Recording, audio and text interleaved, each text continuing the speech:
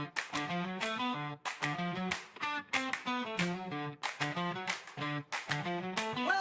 to the Global Audio Show.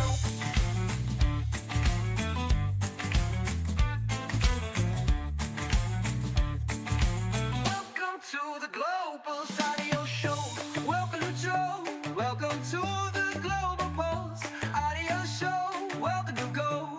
Welcome to the Global Audio Show. Welcome to Joe. Welcome to the. All right, guys, welcome to the show. It is my first show here, and I am joined by Amalia and Kenny. And what Global Post Social Audio is going to be my thank you to my audience, to this wonderful audio leadership community, and to everybody here for supporting me and in my newsletter and all my endeavors. And I want to invite some of my followers, some of the other people out there, to kind of get platformed the same way I did, what kind of helped me take off here on LinkedIn. And that was just joining audio rooms and talking to people and engaging. And I want to be able to do for you guys what was done for me. So with that, I want to introduce my co-host, Amalia, who is the founder of the Audio Leadership Club, which is an amazing community that I have recently joined. That is outstanding. It's just a great place to come and get platformed. And if you guys are interested in joining, I would invite you to talk to Maya after the show. So Maya, come on and introduce yourself. Hi, everyone. Well, thank you for having me. And I would love to start with, I love your intro song. And where did you have that made? Oh, so yeah, so I can actually make you one. That's not a problem. Give me whatever type of lyrics and beat you want. And I actually use an app called Suno AI, and I make little AI songs. So I'd be happy to make you one. I love it. And you definitely have to share that resource with us within the community because that was so cool. I loved it. Yeah, I kind of came up with that on the fly about 5 minutes before the show. And I was like, you know what? Keith's got some really fun, interesting music. I need something to introduce myself with. So I just kind of made it on the fly. Nice. Well, hi, everyone. My name is Amalia Gardner. I am, well, I should say, I'm known as the audio events queen, but I'm a audio trainer as well as a LinkedIn business coach and the founder of the Audio Leadership Club. And one thing I can say, Chris, if you want to, you can actually post the link. I'll do something special. So we usually have a waiting list, but for anyone tuning in right now supporting Chris, if you want to post your link to the community, you can put it in a chat and you guys can join today, actually, if you want to. Oh, I finally see Kenneth. I see his photo now. Oh, there you go, Kenny. And let me introduce my other co-host and one of my really good friends here on LinkedIn. His name is Kenneth. And I'll introduce my buddy KDJ. Kenny, say hi to everyone. Hi. Hello. What's going on, buddy? Just getting ready to enjoy the weekend. All right. Well, here on Global Pulse, since my newsletter is about trends, what we're going to do is we're going to break down 5 trends every week for about an hour. And we're going to do it in kind of a feel-good, relaxed, fun way where we're going to start off with what happened on Sunday, and we're going to go through the week. It's no holds barred. We're going to kind of make this sort of like a Bill Maher-style show where you can really just answer questions, say exactly what you're feeling, exactly what's on your mind. Try to keep it, obviously professional, but we're gonna have some fun here, and we're gonna enjoy it. So with that, we're gonna start off talking about what happened on Sunday, and we're also gonna try to relate it to business. So I kind of want to talk about what is it, Super Bowl 59. So one of the things I want to talk about. Geez, Keith is right. This is a little difficult to try to run all the graphics and everything at the same time you're doing the show.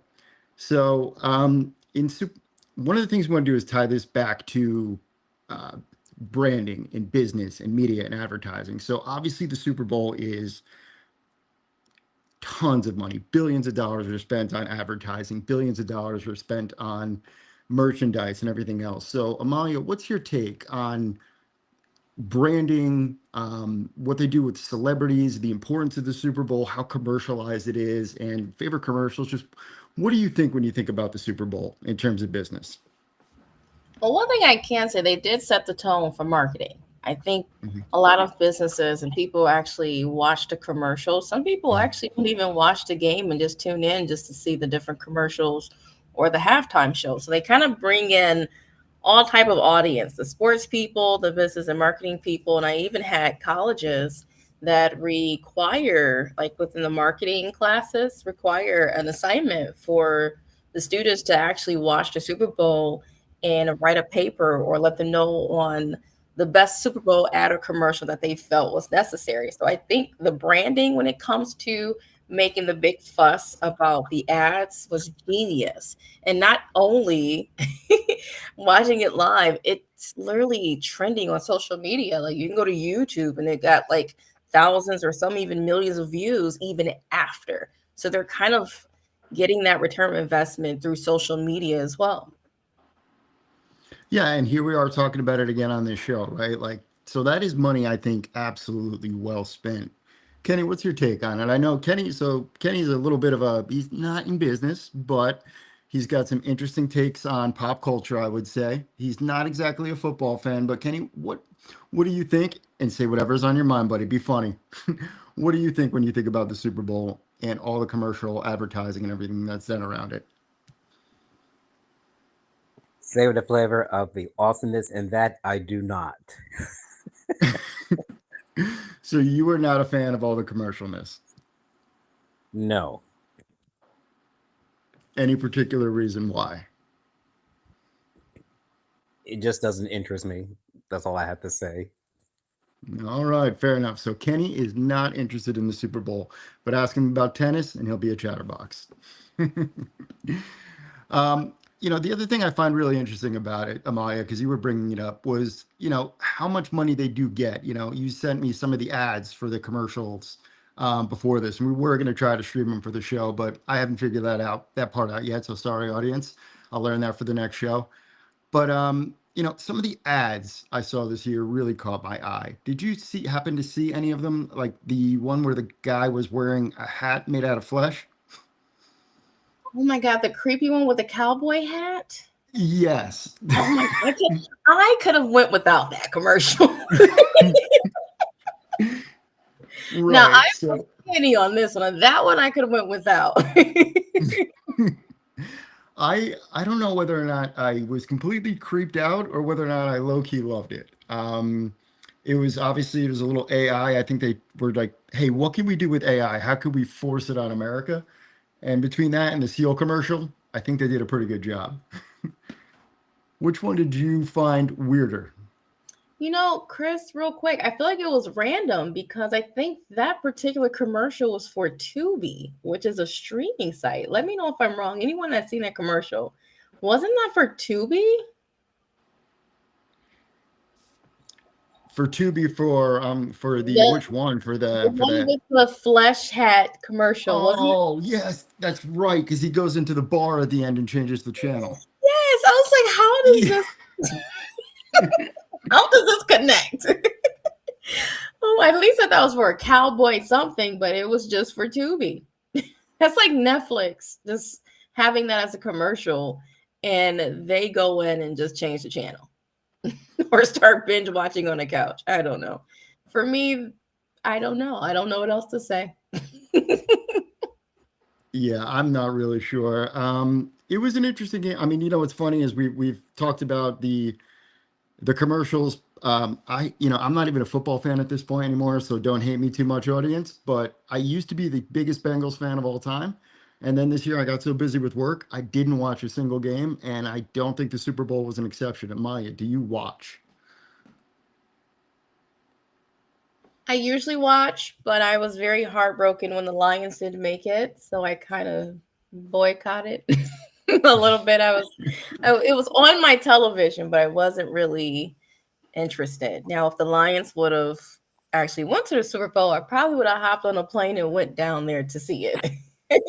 to support Detroit. But other than that, no, it was just on my television. As a long-suffering Bengals fan, I hear you loud and clear. I honestly, I wish Detroit had won it. They're one of those teams that I've always rooted for. Just because they, being a Bengals fan, they've been so awful for so long. And then, watching Detroit having their run. I love your head coach. So who knows? Better luck next year. All right. So I guess moving on to the next topic, we can kind of transition from some of the AI commercials. So let's move into something a little more serious. So AI in 2025. Let's talk about, I think, is one of the crazier things to have happened. I'm not sure how much you know about it, Amalia, and feel free to, if you don't know, don't worry about it. But how much do you know about DeepSeek, and what do you think about it? So, are you referring to? There's so DeepSeek many is different AI technology now. I'm trying to remember which one. so Spell it for DeepSeek me. is Are you saying? DeepSeek. So DeepSeek. So it's got the emblem of a whale. So it's a Chinese, basically ChatGPT that they just released that devalued Nvidia by like $400 million. Oh wow. Yeah. So essentially, it's sort of like a little bit of economic warfare. And then because it's sort of like TikTok, there's some software built into it there's some possible, it's going after people's data, people are saying. So I'd just be curious as to if you had any thoughts on if you downloaded it, would consider using it, if you knew it might be a data breach. Absolutely not. And the fact that you started with it, and go after that, it's like, oh, absolutely not. And I'm glad you mentioned that too, because when Kendra held her masterclass, she mentioned that, just since we're on the AI topic, how we was playing with those AI business headshots because they were fun and funny. Well, she was saying that some of those platforms, like, because I didn't go through and read all of the terms and conditions, I'll be honest, but they actually now own our AI photos and the photos that we put in there. So that it was really creepy. Now I'm going to actually start reading the terms and conditions when I start using AI products. Yeah, that's one of the things that I think a lot of people don't know is how much of the data is susceptible, how important data is, and what's done with your data. So one of the ways to really think about it is essentially picture, I don't know, the way I do it in my head is I picture a little, you ever see those animations of like all those little lines going between the dots that they use to animate AI? Picture like a little digital clone of yourself walking around on the internet, and every big tech company in the world owns one of those of you based off of everything you've done on your shopping habits, your cell phone, and everything else. They know you better than you know you. And that's one of the biggest, scariest things that a lot of people don't understand with AI. A lot of people are more worried about, oh, is it Terminator? Now, you should be a little bit more worried about what does it know about you? So what do you think about that? I'm curious to see, did you touch on that in the masterclass? You know what? I think she vaguely touched on it, but if you like, we got a lot of comments on your particular live stream. Did you want to highlight any of them, or you want me to read them for you to make life easier? Oh, you are the best because I forget to highlight the comments. I did this last time. I got your back. I'm still learning, everybody, but thank you. No problem. And I know there's one that Lisa, she had mentioned like a lot of the ads were creepy or weird and had nothing to do with products. They could have spent their $8 million better. And I just want to say, I agree, Lisa. Especially with the Pringle commercial ripping off mustaches. That could have been a few ad dollars spent elsewhere. But I don't have a mustache, so I don't understand. Yeah, some of those commercials, I don't know. I really enjoyed the Doritos one, just to go back to that for a minute. I'm a huge Doritos fan myself, so when I saw the alien abduction attempt at the Doritos bag. That was the first chuckle I'd had at a Super Bowl ad in a while, so I appreciated that one. I mean, but still, $8 million for, to Lisa's point, for to show us a fleshy cowboy hat's a little weird. I like how they had the animation of him flipping around the room. The Yeah. alien was trying to steal the bag from him. So no, I agree. Yeah, that was a fun one. I enjoyed that a lot.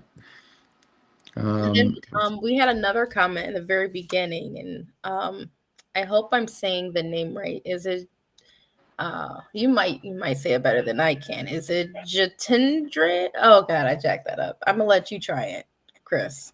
I can only see I can't see his. I know Jitendra, but he's always. How you doing, Jitendra? Good to see you in the audience. That is how do you pronounce it? Because I want to make sure I get his name right. I'm very big on making sure I get people's names right. How do you pronounce it?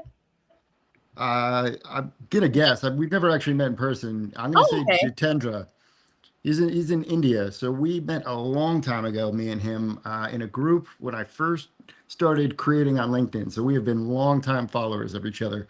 He does, I think his marketing is called the Cosmos, something Cosmos. Forgive me for forgetting it off the top of my head, but he does great work. So I'll give a shout out to my follower in the audience. Good to see you here, buddy. Oh, perfect. Well, I can read his comment if you're not able to see it. So he said he Yeah. loved the bold approach, Chris. The platform for real talk is exactly what we need in today's world. So that was a shout out for you. Oh, I appreciate that, man. Thank you. We're going to definitely get into, as we start to build up some guests, I want to definitely delve into some more interesting and some serious topics. So that being said, let me go back to the notes, take a look at the agenda. So AI and whatever, we're on to that. Oh, so this is another one I find really interesting that I wanted to talk to you about. Generational difference in work, leadership, and technology difference. The baby boomers, Gen X, and Gen Z. Amalia, what's your take?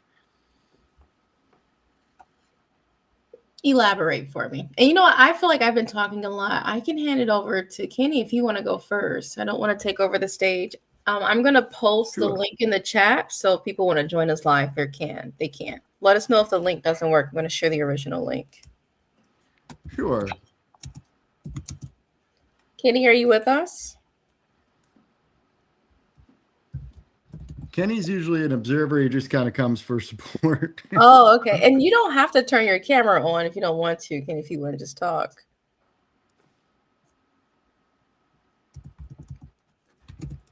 Okay. Well, if you want to elaborate for me too, because I was in and out. I was trying to get the link. Can you repeat your question, Chris? Right, sure. So let me elaborate on it a little bit. So I have noticed in particular that would you class yourself, let me start out by asking this. Would you class yourself what generation would you class? I class myself Gen X. How about yourself? Is that like what you're referring to as a millennial? Because I'm a millennial. A millennial. So millennials and Gen X are like, well, here's the deal. I'm 40, so I technically don't count as a Gen Xer, but I feel more attached to that generation, if that makes any sense. I don't know. So anyway, here's the deal. The root of the question is, I talk to Kenny about this frequently, so maybe he'll hop in on this one. The difference between baby boomers and Gen Z is so radically stark. I feel like our middle generation, some people call us the sandwich generation, whatever you want to call it. I feel like we're translators between two entirely different species of human beings sometimes who don't know how to talk to each other. What's your take on that? What do you mean, like not knowing how to properly communicate? So, like in the workplace, for instance, some younger people in the office versus, some younger people who might be trending into like social media or whatever else, and they show up at a regular office. Sometimes they're not exactly great with office etiquette or, dressing properly or whatever else, depending on the job, right? There's this sense of entitlement, some would say, in Gen Z. And I'm curious, if you see that, would you disagree with it? Do you think it's just a shift in culture? I'm just curious because I hear different things from both generations about both generations. And I'm just curious if you have experienced it or not. I have, and it's funny that this is live streaming everywhere. So I do have a day job, so I'm gonna be careful so I won't get fired. Oh, okay. Fair enough. I Fair don't enough. want the people to know who I'm talking about to be like, so Amalia, I heard you were talking about me in this live stream. But no, I agree. There's a difference, and I feel like just not with communication, but the drive. The I feel like the new generation now with so many enhancements with technology, AI, and things like that, it's almost to where they don't really have to do as much, and that communication factor, it's almost like everything is, how do I politely put this? Oh my god, people in chat, help me out. I feel like if you are of a little of the older generation and you have worked with younger people, yeah, I can say it's very difficult getting things accomplished or having that communication to streamline processes. But I feel like the biggest thing for me with the generational differences is productivity. What do you guys is? And I'm not, and I should say this is a case by case basis. Not all younger individuals are like this, but I can also say as a millennials, I feel like I'm in the middle. The older, and I hate to say it, Chris, you can come for me if you want. I feel like there is a problem with not wanting to pivot, learn, or change or adapt. There's a huge problem with adapting to Ooh, new no, things. see, I agree with you 110%. Um, I think and I think this actually ties back to AI a little bit. And I think this is going to make things really interesting for the next, 5 to 10 years. As somebody who's been in AI and speaking about AI, one of the biggest things I get asked from higher ups is, how do you help me keep my job? Not at my company, but like some people who DM me on LinkedIn or whatever else, everybody's looking for a consultant for a project right now. And, you know, I'm very curious as to what's going to happen without people upskilling or reskilling. It's going to be a really interesting transition. We're watching a transition around the country with technology, with what's going on. Agree with it or disagree with it, but the Department of Government Efficiency, everything is, changing, going digital, all data. So it's going to be a real odd, I don't know, how would I put it? In terms of generational, what's different, I don't know. I think I would encourage older people to adapt, the older generation to adapt as soon as possible, or you're going to be having to listen to the younger generation as your bosses. You know what? And Since this, well, my apologies, they're delayed. I didn't mean to cut you off, Chris. But I had a no, question for you. Since this is LinkedIn, and a lot of it is learning, I actually would like to know your opinion because I've actually experienced this. And for those that don't know me outside of what you see on LinkedIn, so I am operations manager for a few offices in Michigan, and I also help with marketing, onboarding, and a lot of admin training. So I kind of deal with all ages, all skill sets. And my question to you, for those that are a little older, who don't mind adapting but find the learning curve very difficult, what advice would you give them, or just some strategies to really stay relevant and do not have to be fearful of losing their job to younger talent due to so many technology advances? my advice is simple. First of all, never call me old again. No, I'm kidding. Well, um, the thing, I'm 5 years younger, so no, I'm kidding. No, no. My serious advice is it's really not as hard as you think it is. Explore it, play around with it. My honest opinion is, for anybody who's really looking like I'm so scared of it. ChatGPT is a free app on your iPhone. Almost everybody has an iPhone. Download it, figure out where the advanced voice feature is, turn on the advanced voice feature, say hello to it, and ask it how it works. And then if it's going to say how it works, or if you want to find out about general AI, you can have a conversation with your phone to learn a lot. And then once you figure out the basics of typing and whatever, and you figure out the basics of prompts. First of all, also be very aware that it is designed to be a mirror of everything you put in. It will make stuff up. If you ask it, it's whatever input you put in, it's going to give you output out. So it doesn't mean it's necessarily truthful. Understand it's a template builder. Most of the generative AI stuff, like the chat GBTs, and just play with it and learn. It's not as hard as you think. And if you're listening on LinkedIn, go to your LinkedIn learning courses. There's some excellent ones for AI on here. Absolutely awesome ones. I took an MIT online course for AI, and I can tell you that the LinkedIn courses for AI rival it. They're pretty close. They're good. So that would be my advice. That was great advice. And I just want to clear it up before I get attacked by a few of my LinkedIn followers. I said older, not old. Just kidding. I know. I had to take a shot at myself. No, I'm just messing with you. But no, I think that's great advice. And I think a lot of people don't even realize that you can just talk to the system and it can educate you on how to use it or how to do certain things. You don't have to be proficient in it just to use it. So that was great advice, Chris.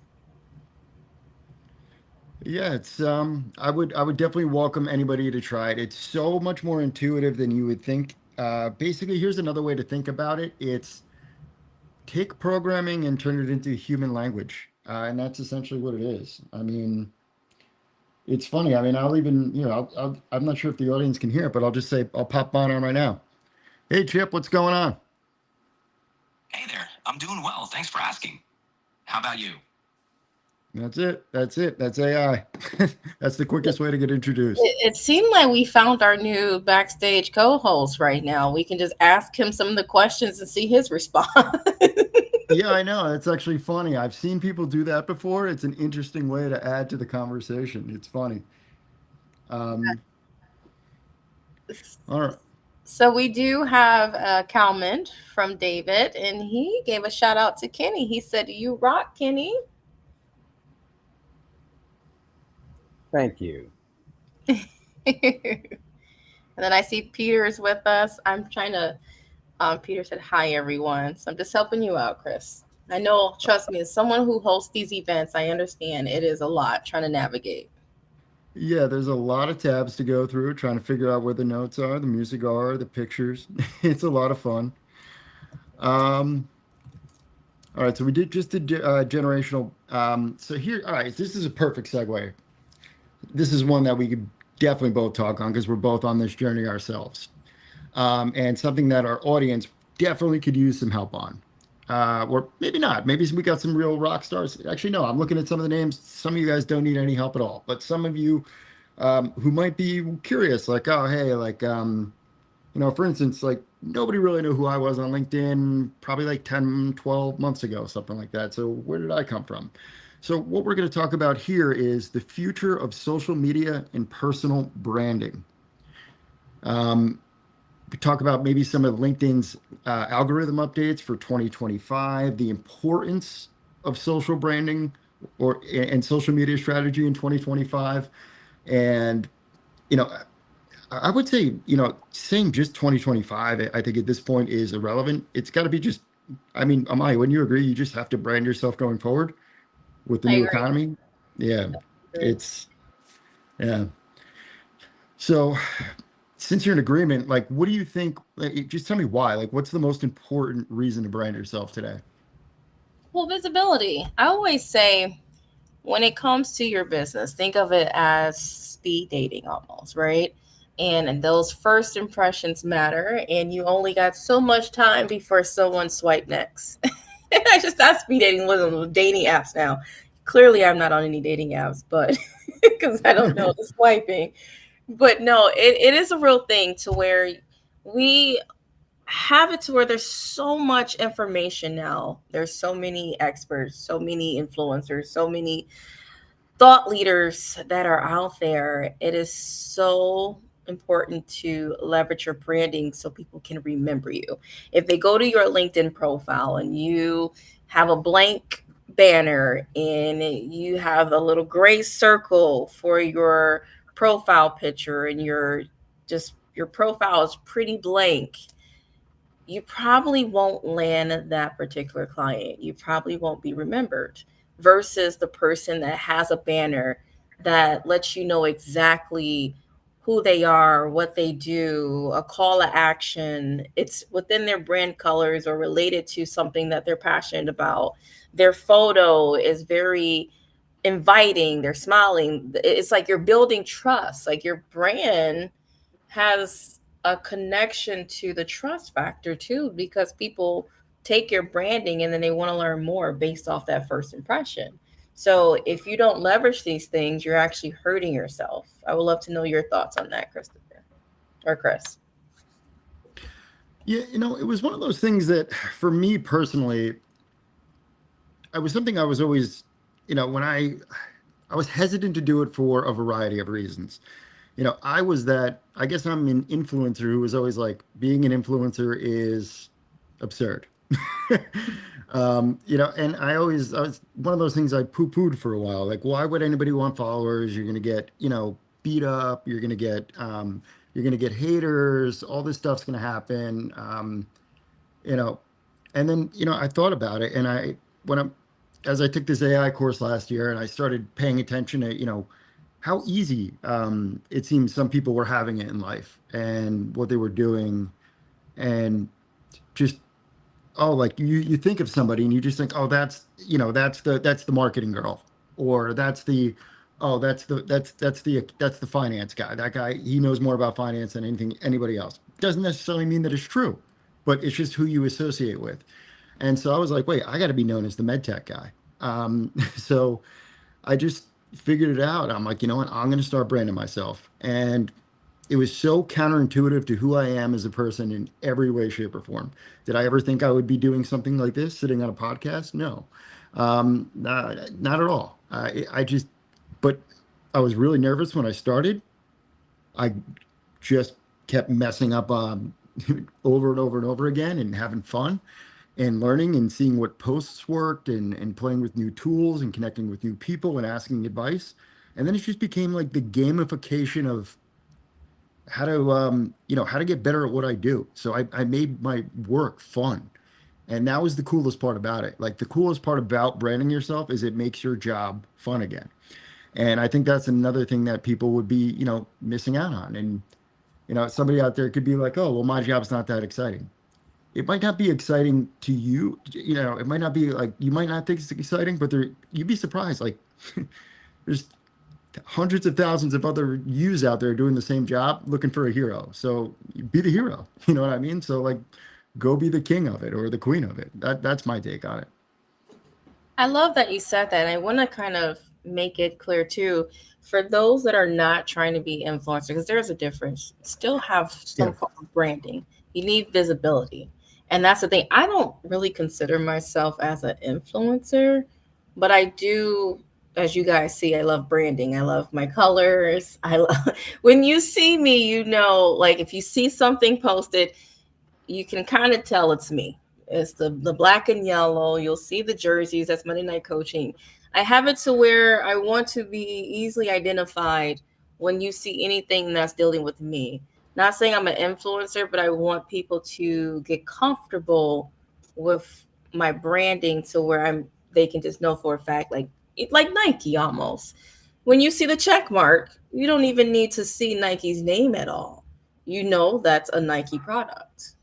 And just by seeing the Nike sign, it's just go do it, or what they stand for. And that's the biggest thing with branding.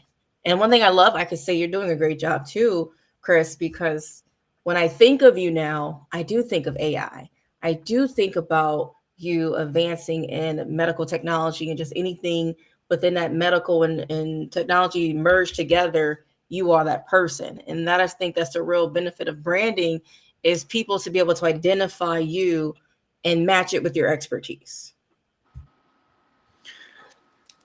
Yeah, it's funny. I do I don't know. I guess I'm a bit of a multifaceted individual, so I do a lot of things. it depends on which platform I'm branding on, which person associates me with what. I also write on Medium. Uh-oh, he went away, so I'm going to hold down the fort. Kenny, would you like to add anything regarding branding or your thoughts What I on it? mentioned right, just what I mentioned right there is did I just jump around? No, you've actually went away. You disappeared on us. Oh, sorry about that. Where'd you lose me? I would just restart from the beginning so we can catch what you were saying, because you were starting with you being um people think that you are a writer because you're on a platform, and then it kind of cut off. Yeah, right. So I'm a writer on Medium. So some people know me as a writer there. Some people know me, as you mentioned, as the AI person. Some people know me as the medtech person. Some people know me as the NGO person. But the long and the short of it is the part about it that's the best to me, Amaya, is the networking aspect of it, the interaction with your audience, the awesome people you meet, because it's almost like you meet friends on accident because you automatically have the same interests. Um, and then all of a sudden you're having conversations with people who are like-minded, share your same core values, and not going to say that you don't get occasionally some people who track you down because they have the complete opposite core values and they want to ruin your day. That'll happen too. But more often than not, you're meeting nothing. Nobody's really stalking you out for that. Most people are just connecting with your content because they enjoy reading about it or watching it or listening to you, whatever, however they're consuming it. And you build a real relationship and you meet some really amazing people that just help bring you forward in life, which is, I think, the biggest benefit of it. I love it. And before you came back, I was handing things over to see if Kenny had anything he wanted to add to the conversation. And if not, that's fine. I just want to give everybody a chance on stage. But I Yeah. would like to say, if it's okay, Chris, and you can tell me because I don't want to take over. I'm so used to hosting. You can tell me, Amalia.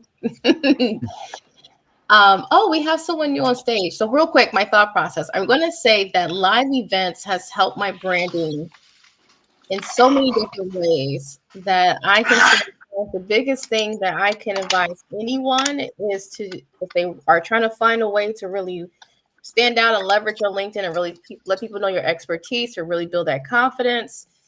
Audio events, let's just say live events now, has been a tremendous help for everything. It grew. I literally started on LinkedIn with, I guess, like my college followers and work followers, like 2,000 over a short period of time. Like I'm in the 8,000, and not just like the follower count. Like I actually feel like I know individuals just by having these live events and communicating. And Chris is a prime example. Yeah, it's amazing. I think we only met like a month ago at this point, and we're talking like 2, 3 times a week at this point, and meetings and on the side and DMs and whatnot. It's I can see Amalia. I mean, I'm not gonna say it now. It's definitely early, but I can see Amalia definitely becoming a friend of mine down the line. That's how amazing the community she's built is and how great it is just interacting with people in this way. You really do meet new friends. And I just want, with that, I want to welcome to the stage Christian. Hello, hello. What's going on, buddy? How are you? Amazing, amazing. Happy Valentine's Day. Hopefully, you guys start out your day with love, not just today, but every day. Thanks for having these types of spaces and really talking about some things that are near and dear to my heart. Definitely expertise and branding and experience. I've been in my industry for marketing, sales, and advertisement for over 20 years. The funny part about it is though I didn't have branding, so I was always the kind of go-to guy. IT. Um, I've done installation, tech support for VHS tapes. So that's how far back I go. But with my expertise, with my skill set, and everything else like that, I never branded myself. It wasn't. I hadn't dialed into that. I was always more of let the work speak for itself. And yeah, sure enough, and a lot of people found me. But as growth was happening and it started occurring for me and my business, I think that that's when I really started understanding, not only do I have to actually brand myself, but rebrand my company and and then get a little bit more out there about what I'm doing. So I was doing it great for clients. I've done it phenomenal results, but I've never really kind of gone back to and shine the spotlight back on myself. So this is something that I'm seeing as of this last year that I'm wanting to, and branding is not just a logo. And I know she mentioned great points that were mentioned that it's not just colors, but it's actually part of our story, identity. I do things ethically, so I don't like to pull on emotional things. These are things that align with me, that I want representing me. And but besides the logo or the branding, it's really the exceptional client experience, the exceptional just value that I want to bring, no matter if you're paying me from a nonprofit standpoint, from an entrepreneur standpoint, or a volunteer standpoint. So great stuff, good stuff. Thanks for the invite and the reminder, Kenny. Yeah, thanks for joining us on stage. And I also want to welcome to the stage Tracy. Tracy, the floor is Hello, yours. Chris. Hello, Amalia and Christian and Kenny. Kenny is the one who invited me. Say, come on stage, and that's why I'm here. And it's very interesting. I want to share with you, Chris, because I don't know why my Google browser just doesn't work with Restream at all. Every time I try to log in to stream to my account through Google browser, it does not recognize me. I have to do it through Microsoft Edge. I think someone told me I need to use Firefox, but I don't really like Firefox. So what browser do you use for your Restream? I just do it straight through Safari, actually, on an iPad M4 Pro, so it's really easy. So you're running it on your phone now? On an iPad. Oh, on your iPad. I tried on my phone one time. It was pretty nice, but don't know what happened to my computer. My Chrome browser has been very weird lately. Mhm. A lot of issues happening with Chrome, Tracy. As always, it was wonderful meeting you speaking during the week. As always, reach out to me. We'll help you out with that. But just to let you know, most likely they're not clear cookies. If that doesn't do clear data and everything else, uninstall and reinstall. But of course, reach out to me and I can help you out with step by step. Thank you so much, Christian. I already did uninstall and reinstall. It's still the same. I need to talk to you separately. Thank you so much. And happy Friday, happy Valentine's Day, happy Chocolate Day. Well, welcome to the stage, Tracy. What's your take on personal branding? Personal branding has been a big thing on LinkedIn, right? Everybody's here to try to build an authority, but honestly, it does take time. I think I really spent time on this platform lately for about 3-4 months, and it is honestly tiring. And now I know better. I do not check on messages, whenever it pops up, and I do it at a fixed schedule. It works better this way. It doesn't now matter when the traffic it is. I know this hour it's crazy, right? People get out work in our time zone, Easter and Pacific and Central Time is still quite busy at this time, and people like to jump onto social media, those platforms. But this time does not work for me because I have a kids getting off from school, right? My time is no longer mine. So when Kenny asked, I said, "Oh, Kenny invited me. I have to be here," and that's why I'm here to listen mostly because my kids are getting ready for their swimming practice. I will be on the road very soon. But I do know a lot of people book their events, either audio or the other Zoom meetings around 4 to 6. It's quite busy at this time, and it will eventually kind of slow down after 8 o'clock. But then the other side of the globe, the other part, the business start to pick up quickly. And I don't really join into their after 8 meetings, but I know sometimes they have very good content and they have very interesting topics. But I like to spend time in the morning around 4 o'clock, and that's the time that all those European people are start doing their events. It's quite interesting. It's I think there are two different cultures from the Europe versus American. We are talking because we are all on the same continent, but their perspective sometimes is very refreshing, different, and it's very different type of dynamic. Interesting. All right. I've never really been anywhere overseas, so I wouldn't know too much about their perspectives. That's actually one of the things I hate to confess is that I'm unfortunately outside of going to like Canada and in Mexico and Hawaii, I really haven't left this hemisphere. I'm pretty lame that way, but I'll have to work on that. So I guess with that being said, let me see. I got one more topic that I wanted to bring up for the evening that I had scheduled that I wanted to talk to everybody about, and that is climate change. First of all, or whether or not you believe in it. I'm a big believer in it. I'm a man of science myself, and green technology. And what are your guys' takes on it? What do you think? What's your guys' take on it? First of all, do you believe in it? Second of all, what have you been observing over the past few years, if you do believe in it, and what do you think some of the solutions might be? And do you think do we actually have any hope if you are a believer? And I'm just curious to get your guys' take on what's been going on with the weather in a more serious way. So I'm going to start by tossing this one to Christian.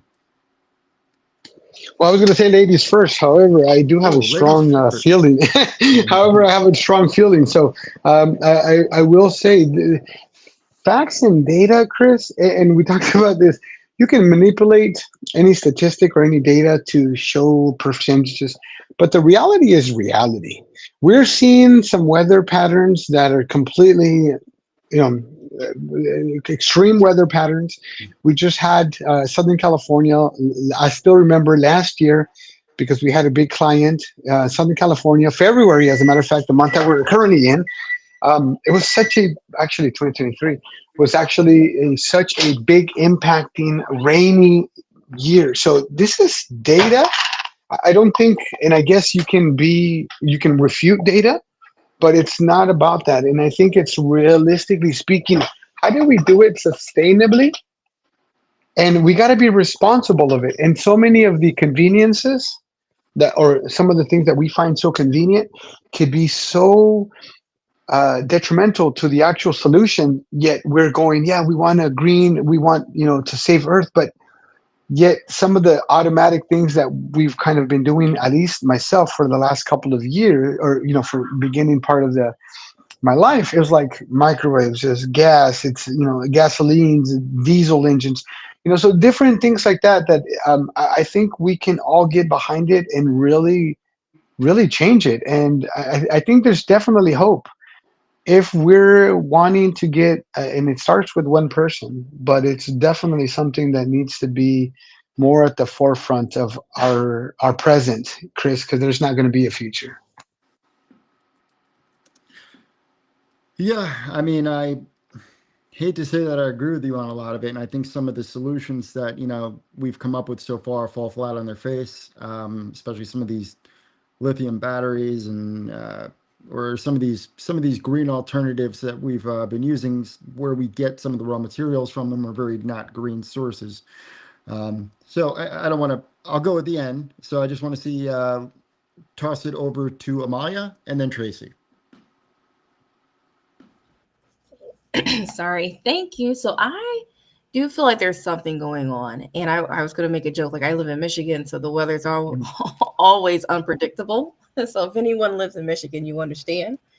But I don't know if you guys seen it. I know my daughter used to show me these videos of like the sharks traveling towards the shoreline more and more, and then you have like all these dolphins. It's just showing that there are like many different things happening that is irregular. So I definitely think there's something happening. And then again with the weather, and it's just noticing that there's more natural disasters that are happening, I should say more frequent than it used to. Maybe that's just my perspective.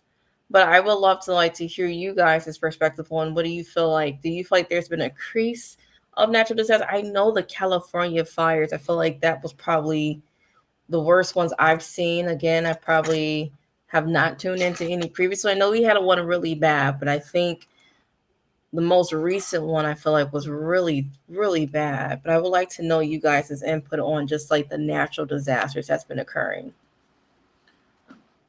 Well, is there anybody else who wants to go before me? Christian or Tracy or Kenny?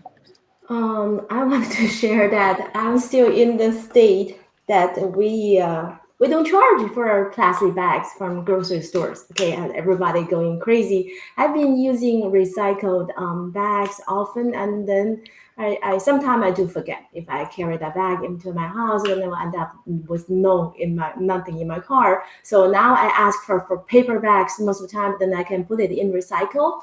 But every time I travel to other states, when they charge for those plastic bags at grocery stores, I felt pretty good. People need to have a control over all this plastic recycled stuff. But unfortunately, we're not doing it in Texas. And when I go down to HEB, my local grocer, they will give me like 10 bags. And I will repack everything in my car. I will send at least 6 or 7 of them right to their recycle. And then someone told me that those recycled plastic bags are not going to be recycled. They will be buried. I have no idea. I think I need to find a reliable source to see what they really do with those bags. Those are facts. Those are facts, and I can vouch for that as well. And I have a whole side of the wall of a garage.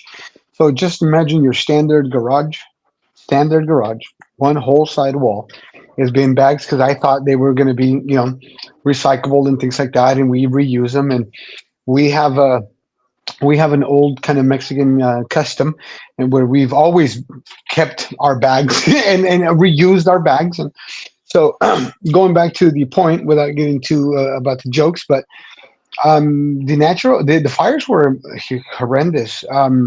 There's some folks that say maliciously and some things that were, but again, we're in the heart of it. So we were right here in North County, San Diego, midway to Los Angeles, midway to San Diego. And unfortunately, yeah, we were able to see, and we also have folks that work in insurance and public adjusters that were met with the disastrous real truth and facts that Mother Nature, the winds picked up flames, the breeze and otherwise, and it spread out. So it was a real bad condition. However, outside of those, take a look at the earthquakes. Just last week, it was in three a day, one day, and then another day, the next day here in California. So you definitely can see if we start paying attention, and it really goes back down to, yes, we are more communicated. We're more connected, or we can be more connected. We have technology at our fingertips, if you will. So we have a lot of resources that we can, and things can be brought into a micro focus. But I think that in all reality is, again, going back to it, is this is truth. And what I was told with the bags, and I went and took them to my recycling, they said, no, that's not. So we're going, okay. Now they changed the policy in California. So now we're paying for paper bags. We were paying for plastic reusable bags. Now we're paying for paper reusable bags.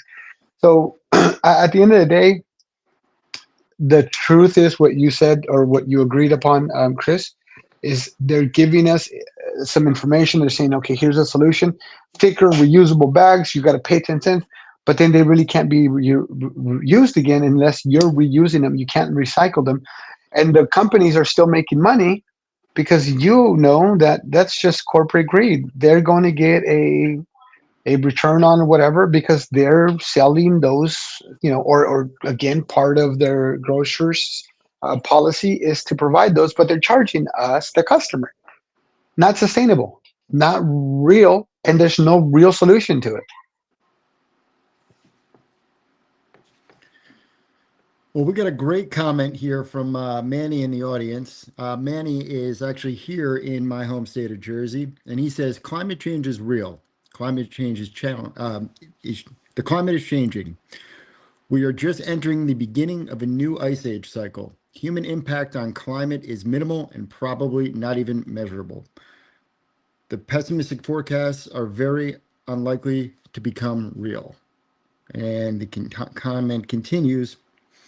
Warning, warming temperatures bring net benefits are not the sign of the apocalypse. And very urgent crises, we really should worry about global microplastics contamination, which is a great point.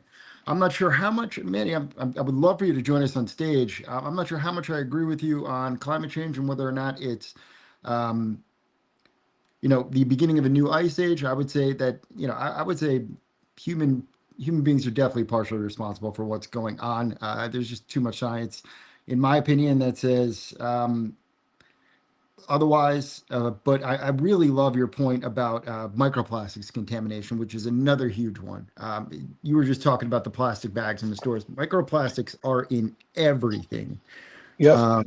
And they are causing so much damage. So, Manny, thank you so much for bringing that up. That is such a great point. One of the things that I'm going to, kick myself in the butt for not forgetting to bring it up. Microplastics are, God, they are trouble. They are in everything we eat, drink, and whatever else, and they are killing us. Before I go off on a soapbox does anybody else, Tracy, do you have any thoughts on the microplastics? I wanted to ask you, Chris, because you have a science background. Is that true if I have my bottled water in my car for, let's say, 2 weeks? Those packages that get 12 bottles in a pack or 24 in a pack, and then the weather is hot, and I would say somewhere around 70 to 90 degrees Fahrenheit, and these well, normally on our bottle cap, it has an expiration date, right? And I don't remember anywhere on the bottle says it has to be, stored under certain temperature. There's nothing, about the storing condition. But someone told me, okay, I know I have a lot of friends giving me all this advice. They said, if you drink the water, you left in the car, in the trunk of the car, after 2 weeks and continuously, you can. Is that true? Because the microplastic, whatever the things get into the water, it could be poisonous. Is that right? There's definitely some chemical leaching that goes on, right? So especially with some of these newer, thinner recycled plastics, as they get heated up, there's a chemical in them. I forget what it is. It begins with a B. Something that sounds like the word or looks like the word phosphate, but it's not a phosphate. So something, I can't remember the name of it off the top of my head, but it leaks out of the water, or when it's like 90 degrees, sustained sunlight, it'll leak into the water, and it's not something you really want to drink too much of. So yeah, definitely avoid drinking bottled waters that have been left in the sun too long. Well, let me jump in regard to microplastics also harm gut health, and as you mentioned, they're in a lot of things. It's sad reality on where these microplastics, and it's so hidden and or so not legally needing to disclose where and how that is. But I started because I have four kids under 15, so they started getting sick with some of the things, so we had to kind of do a what is it, like process of elimination. And so one of the worst things that we saw was Doritos. By the way, that's just separate. But the other thing is too is back off my Doritos. you're gonna hate me after this one. But the doctor said, hey, do you guys drink? Because Mama loves to drink her water bottles like regular, 24 packs, like Tracy was saying. But so they asked if we give microplastics, and so that's when drinking water, and if we were aware of microplastics. So going back to that, Chris, I think that microplastics is definitely a hidden danger and something that is just not being known, not being told, or whatever it is that you want to call it. But it is definitely a big harm, and it is definitely affecting our bodies and the way that we process, or our body processes foods and gut health, and different impacts of it, which are toxins that we're pretty much giving our body to live on. Well, you just have to think about it from like a logical standpoint, right? It's a foreign body in your object and it's microscopic. So it, by definition, whenever you get a foreign body in your object, it's going to lead to inflammation. So if you have a ton of it all over your body, you know, or a ton of microplastics and all your cells and everything else, everything's going to be inflamed. Not to mention Uh-huh. chemicals are going to leak out and leach into your system. It's just Yes. a recipe for disaster. It's poison in your body. It's not Yeah. good. Yeah. No. No. And that's absolutely. And so just FYI, but so we haven't had Doritos because my two littlest ones were having stomach problems, and that's what we said. We took it to the doctor. The doctor said Doritos are the worst thing you can give your kid, hands down. And I'm like, "Are you sure?" She said, "Yes, absolutely." So we did a trick or an experiment, and we took the Doritos away. After a week, some things were, okay, a little bit better. After 2 weeks, no problems, no issues. Within a month, she's she and the rest of the kiddos were back to normal. As a matter of fact, they still have yet to have another stomach ache since we took Doritos over a year and a half ago away. And it is disastrous, and it just made sense, like you said, looking at the data, looking at what is in those Doritos and how they're actually made. And I'm, of course, uh, let's say here, native, so we are corn people. Okay, we love ourselves some corn. But corn chips and too much corn in itself, the way that it's processed, the way the tortillas are made, the way that chips are made, it's not what we used to be. It's not it's not corn. So just giving you a heads up there, because the Doritos, we actually have an account, no Doritos for you at gmail.com.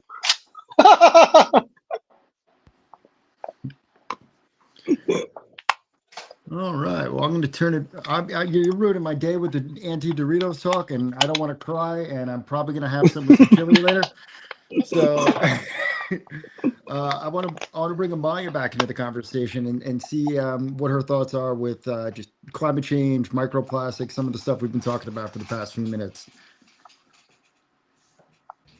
And I wanted to bring to attention, because what we're talking about, you'll probably see these warnings on a lot of things. When you purchase a new water bottle, you will see certain BPA warnings. I would say just keep an eye out for those things, because they probably won't show up in the terminology we're using today. But if you see BPA, you want to make sure you pay attention. Yeah, it's insane the amount of chemicals that are in everything, food, whatever else. But what I want to do is, just in case anybody has to drop off, what I'm going to do is I'm just going to play some music for a moment. And if anybody's got to pop off we're at about the 1 hour mark, feel free to pop off now. And then if anybody else in the audience wants to join, feel free to join now.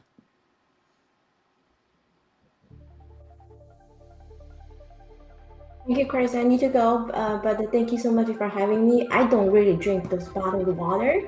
I only have them when we have a hurricane warning or stuff like that, because we can easily run out of water quickly here in Houston. I sometimes do refill the water bottle. If we have to go out for swimmings or anything, I don't want to bring my bottle and it's going to be end up losing somewhere in the meat. So I tried that one or twice, and then I realized, no, these plastic bottles are supposed to be recycled after one time use. They're not supposed to be reused. So I stopped doing that. I probably tried a few times just for the convenience of it. And they do taste kind of weird. I can't say they are plastic. They just taste kind of strange. Yeah, no, they taste super, super weird. It's whatever it is, you don't want to be messing with it. Especially with those like thinner recycled bottles. They are meant to biodegrade easier as well. So that's gonna mean that it's a less stable plastic. So it's one of those things. It's like, oh, good for the environment, bad for the body. So be careful with those as well. Honestly, your best bet is to just grab one of those, metal reusable things that everybody else uses. Keeps all the plastics out of the landfills, and then you're just using your same swell bottle or your what are the other popular brands, Stanley or whatever else out there. Just use one of those, carry around your water. It's so much easier. And if you got to grab one of those things with a life stick in it or whatever else, so it's filtered, feel free to do that as well. But Excellent. Thank you so much. And the filters need to be replaced every 6 months. So I have a little schedule there pop up on my phone to make sure I will be changing the filters before 6 months. Thank you, Chris. Bye for now. thank you. Have a good one, Tracy. All right. So with that, Christian, you got any last parting words, or otherwise we're probably just going to call it a show. So anybody else, if anybody else wants to join, now's your shot. If not, we're going to close things out unless Christian's got some last words. I just want to say thank you, and again appreciate the opportunity as well as you opening up these spaces. So keep trucking forward, my good man, as we need leaders to hold those flags, and we definitely savored the flavor, Mr. Kenneth. Thanks for rounding up, folks, and again, definitely got to get you on my PR team. Yeah, thank you so much to my good friend Kenny. Thank you so much to Amalia. Thank you so much for Tracy. Thank you so much, Christian. Thank you for everybody in the audience, everybody who attended. We're going to just keep getting better and better at this. I'm going to keep working to get better. I'm going to try to learn new tricks each and every week, and I'm going to improve the format. So let me know after the show. Drop it in the comments what you liked, what you didn't, what you'd like to hear. But with that, guys, thank you so much for coming to the first episode of Global Post Social Audio. Have a good one. Thanks for joining.